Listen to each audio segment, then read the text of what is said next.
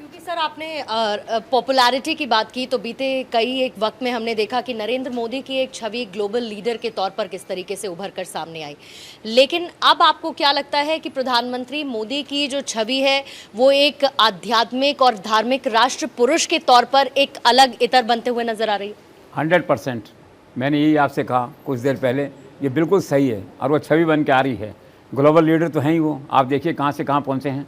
आज भारत का क्या से है, क्या पहचान है। जहाँ भी जाते हैं मोदी, तो सामने वाला राष्ट्राध्यक्ष जो है वो मिलने के लिए आतुर होता है। In a way he is keen to meet Modi जो है।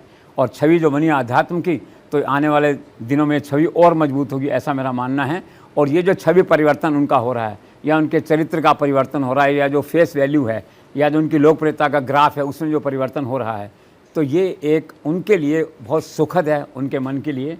और मैं पहले कह चुका हूँ कि सत्ता का मोह नहीं है उनको। वो संत हैं, फ़कीर हैं। आप देखेंगे किसी दिन, जिस दिन मन आ जाएगा तो उठ के चल देंगे, ये सब सत्ता सब मोह छोड़ के।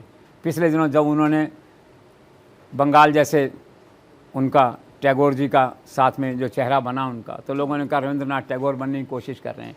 कोशिश नहीं कर रहे हैं, उनकी आस्था है, उनका अपना मन है। और उनके मन में क्या है, ये न तो अमित शाह को मालूम है, न उनके नज़दीक के ब्यूरोक्रेट्स हैं, चाहे हिरेन जोशी हों या कैलाश नाथन हों अहमदाबाद में, कोई अनुमान नहीं लगा सकता। इसलिए कभी कभी लगता है, एक बार उन्होंने कहा भी था किसी ज़माने में कि एक दिन मैं उठ के चला जाऊँगा, मेरे स्टेज पे क्या है। तो कुछ पता नहीं उनके मन का, क्योंकि उनका मन धीरे धीरे जो है आध्यात्मवाद धर्मवाद की ओर बढ़ता चला जा रहा है। सत्ता का रोल जो है उनका, वो ठीक है, सत्ता है तो सत्ता को बनाए रखना भी होता है, सत्ता करना है। लेकिन एक्चुअल जो उनका मन है ना, वो लगता है इस रामधुनी में मन लगता है उनका। तो देखिए आने वाले वर्षों में वो किस तरह से राष्ट्र की बात करते हैं, किस तरह से राष्ट्र के डेवलपमेंट को और भक्ति भाव को जोड़ते हैं, ये देखना दिलचस्प होगा।